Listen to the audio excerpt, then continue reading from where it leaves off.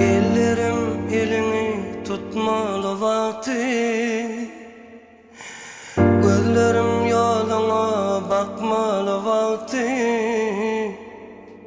Gönlüme bir ümit atmalı vakti. Ya gelinni ya tek kalır bilinmez. Bu hasrettir yakar yakar